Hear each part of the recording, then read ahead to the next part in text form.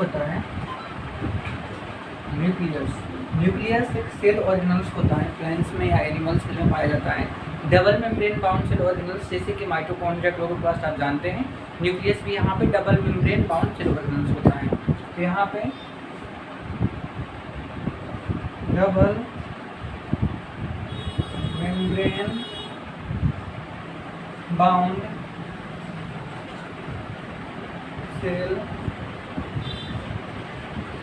Organelles, इसको हम कहते हैं कंट्रोलर ऑफ सेल या कोऑर्डिनेटर ऑफ सेल, क्योंकि ये सेल को कंट्रोल करता है। यहाँ पे ये जेनेटिक इंफॉर्मेशन या जेनेटिक मटेरियल जो होता है इसको कैरी करता है। और जैसे इनहेरिटेंस में भी रोल प्ले न्यूक्लियस का होता है, जेनेटिक मटेरियल इनहेरिटेंस में रोल प्ले करता है। तो ये जेनेटिक मटेरियल जो होता है न्यूक्लियस के पास ही पाया जाता है। तो यहाँ पे बात करेंगे आगे कि कंट्रोलर और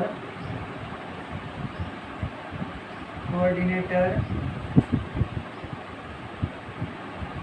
ऑफ सेल।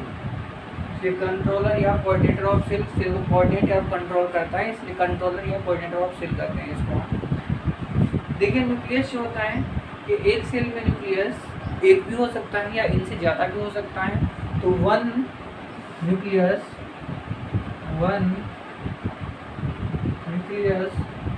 और more than one nucleus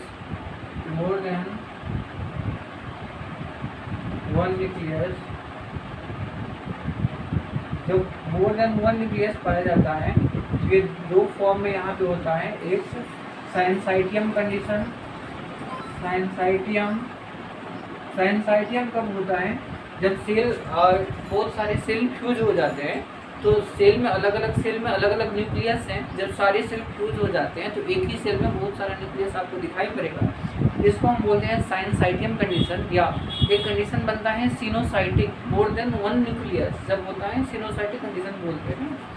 ये कंडीशन क्या होता है? सिनोसाइटिक कंडीशन जब फ्री न्यूक्लियर डिवीजन होता है, बहुत सारा सेल नहीं डिवाइड हो रहा है, न्यूक्लियस डिवाइड होता जा रहा है और एक सेल के अंदर बहुत सारा न्यूक्लियस बन गया, इसको बोलते हैं हम फ्री न्यूक्लियर डिवीजन। और ये होता है सिनोसाइटिक कंडीशन। तो सिनोसाइटिक या साइनसाइटियम कंडीशन हो सकता है और न्यूक्लियस एब्सेंट भी हो सकता है। जैसे sieve tube elements of cell और जो होता है आरबीसी ऑफ मैमल्स होता है उसमें न्यूक्लियस एब्सेंट होता है। And absent in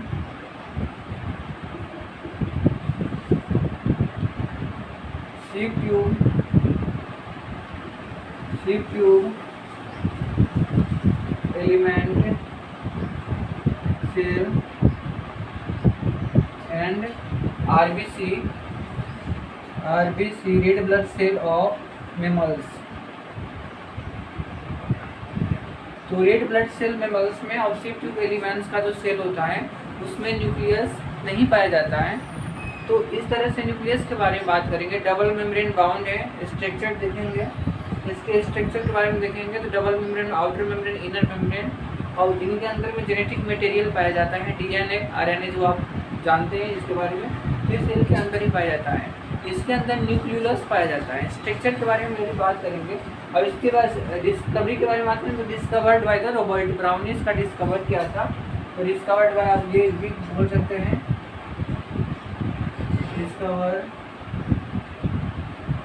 by Robert brown.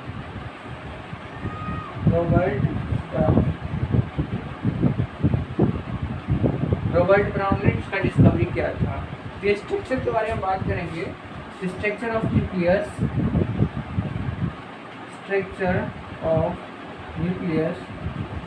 तो क्या क्या इसमें पाया जाता है? तो पहला यहाँ पे जेनेटिक मटेरियल डीएनए, आरएनए हो सकता है।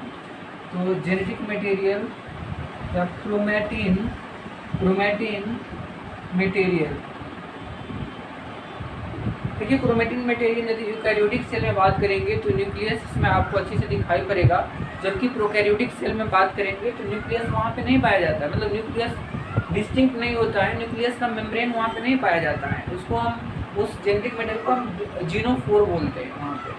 तो वहाँ पे हम जीनोफोर बोलते हैं क्रोमैटिन मटेरियल। इसके बाद दूसरा बात करेंगे न्यूक्लियस के अंदर में न्यूक्लियोलस, न्यूक्लियस के अंदर में न्यूक्लियोलस होता है। तीसरा बात करेंगे nuclear membrane, nuclear membrane, nuclear membrane. और यहाँ पे बात करेंगे न्यूक्लियोप्लाज्म, न्यूक्लियोप्लाज्म जैसे साइटोप्लाज्म होता है, न्यूक्लियस के अंदर जो मैट्रिक्स होता है इसको हम न्यूक्लियोप्लाज्म बोलते हैं। यहाँ पे हम स्ट्रक्चर बनाते हैं, देखिए यहाँ पे double membrane ground cell organelles, एक मेम्ब्रेन हो गया,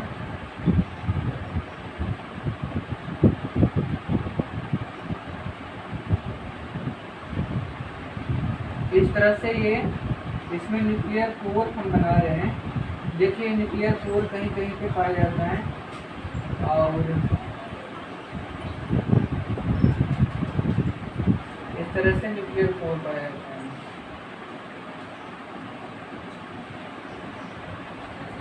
इसके अंदर में जेनेटिक मटेरियल हम बना देते हैं, एक क्रोमेटिन मटेरियल। इस तरह से क्रोमोसोम बनता है, यही क्रोमेटिन मटेरियल। क्रोमेटिन मटेरियल इस तरह से इसके अंदर बाउंडेड होता है। और न्यूक्लियोलस, ये हम न्यूक्लियोलस बना रहे हैं। न्यूक्लियोलस में मेम्ब्रेन नहीं होता है, ये न्यूक्लियोलस बना रहे हैं, इस एरिया न्यूक्लियोलस है। ये क्रोमेटिन मटेरियल इस तरह से बना रहे हैं। क्रोमेटिन मटेरियल में आपको दो तरह के क्रोमेटिन मटेरियल दिखाई पड़ेंगे, कहीं पे डेंसली पैक्ड होता है और कहीं पे डेंसली पैक्ड नहीं होता है। तो डेंसली पैक्ड जहाँ पे होता है इसको हम बोलते हैं हेट्रोक्रोमेटिन, और जहाँ पे लूजली पैक्ड होता है इसको बोलते हैं यूक्रोमेटिन। और आउटर मेम्ब्रेन कहीं कहीं पे आपको दिखाई पड़ेगा इस तरह से। आउटर मेम्ब्रेन आपको ER से भी जुड़ा हुआ दिखाई पड़ेगा, एंडोप्लाज्मिक रेटिकुलम से, रफ एंडोप्लाज्मिक रेटिकुलम से भी कहीं कहीं पे आपको जुड़ा हुआ दिखाई पड़ेगा। आउटर मेम्ब्रेन पे आपको राइबोसोम भी पाया, ATS का राइबोसोम भी देखने को मिल जाएगा न्यूक्लियस पे। तो आउटर मेम्ब्रेन पे ATS राइबोसोम यहाँ पे पाया जाता है, आउटर मेम्ब्रेन पे ATS राइबोसोम पाया जाता है आउटर मेम्ब्रेन पे। इसके अंदर न्यूक्लियस के अंदर इस तरह से प्रोटीन का बना हुआ ये स्ट्रक्चर होता है। देखिए पोर के अंदर में इस तरह सिलिंड्रिकल शेप स्ट्रक्चर होता है जिसको हम बोलते हैं एनुलस। और ये न्यूक्लियर पोर यहाँ पे इस तरह से सिलिंड्रिकल शेप स्ट्रक्चर होता है जिसको हम बोलते हैं एनुलस। और ये जो पोर दिख रहा है न्यूक्लियर पोर, न्यूक्लियर पोर, और ये एनुलस और न्यूक्लियर पोर मिलकर न्यूक्लियर पोर कॉम्प्लेक्स बनाता है जो इस पोर को गाइड करता है कोई भी मटेरियल। जैसे कि ये जेनेटिक मटेरियल से mRNA बन गया, मैसेंजर RNA, ये मैसेंजर RNA इस पोर से बाहर जाएंगे और वहाँ से फिर ट्रांसलेशन होगा। और कोई भी मटेरियल पोर से ही अंदर आता है और इस पोर से न्यूक्लियर पोर से बाहर जाता है, जो भी मटेरियल को का काम होता है। इस तरह से यहाँ पे मैंने डेंसली पैक्ड बनाया, तो इसको बोलते हैं हम हेट्रोक्रोमेटिन, हेटेरोक्रोमेटिन। और जहाँ पे लूजली पैक्ड होता है उसको बोलते हैं यूक्रोमेटिन। लूजली पैक्ड यूक्रोमेटिन या यूक्रोमेटिन मोर एक्टिव होता है। जो क्रिप्सन होता है यहाँ पे ये यूक्रोमेटिन में होता है, ये मोर एक्टिव होता है कंपेयर टू हेट्रोक्रोमेटिन में। और इस तरह से इसको हम बोलते हैं न्यूक्लियोलस। न्यूक्लियोलस राइबोसोमल आरएनए का जो राइबोसोमल आरएनए होता है उसका फॉर्मेशन में कहीं ना कहीं रोल प्ले करता है। और इस तरह से ये न्यूक्लियोप्लाज्म होता है,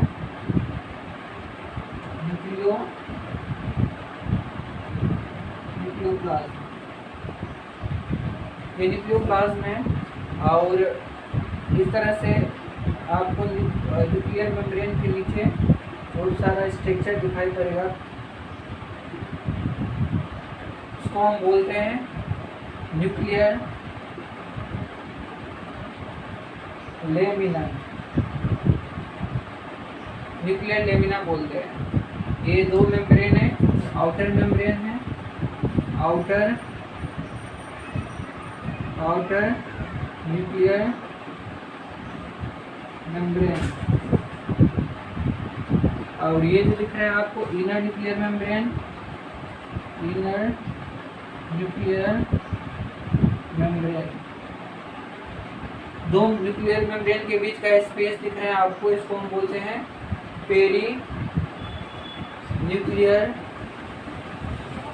स्पेस, पेरी न्यूक्लियर स्पेस। तो इस तरह से हमने न्यूक्लियस के बारे में देखा। मोस्ट एक्टिव सेल ऑर्गेनल्स होता है, जेनेटिक मटेरियल कंटेन करता है, और जेनेटिक मटेरियल जो ट्रांसफर होता है जीन का पेरेंट्स से उसके प्रोजेनी में हेरिडिटी कैरेक्टर, ऐसे न्यूक्लियस से ट्रांसफर होता है। ड्यूरिंग सेल डिवीजन, जब सेल डिवीजन होता है तो ये सब जितने भी चीज़ें सारे डिसअपेयर हो जाते हैं, ये न्यूक्लियर मेम्ब्रेन ये सब डिसअपेयर हो जाते हैं। और जो क्रोमेटिन मटेरियल आपको दिख रहा है अभी तो एकदम से फाइब्रस लाइक क्रोमेटिन मटेरियल है, और ये बाद में कंडेंसेशन होता है, इसमें डिहाइड्रेशन और कंडेंसेशन होता है, और ये बन जाता है क्रोमोसोम में, एक पार्टिकुलर या fix number of chromosome every species में, मतलब एक पार्टिकुलर नंबर ऑफ क्रोमोसोम में कन्वर्ट हो जाता है। क्योंकि आपको ये हमने न्यूक्लियस और इस तरह से न्यूक्लियोप्लास्ट होता है। तो हमने न्यूक्लियस के बारे में ब्रीफ में यहाँ पे स्टडी किया है, और भी आगे जो भी रिलेटेड वीडियो है हम आगे डिस्कस करेंगे।